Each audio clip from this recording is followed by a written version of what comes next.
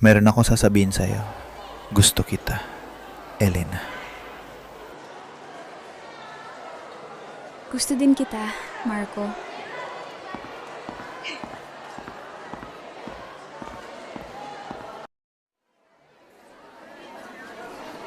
Elena, Sabado bukas, may gagawin ka ba?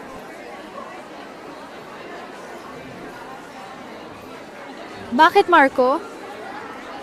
Gusto lang sana kitang yayain sa bahay. O sige, Marco.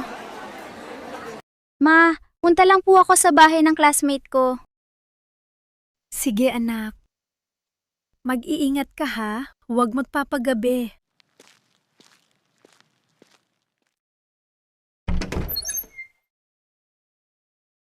Elena, maupo ka muna, kukuha ako ng juice. Wala ang parents mo, Marco? Wala, Elena. Bukas pang uwi nila.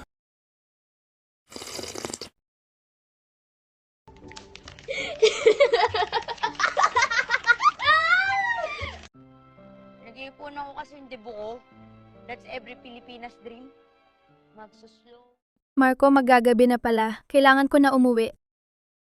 Mamaya ka na umuwi, Elena. Ihahatid naman kita.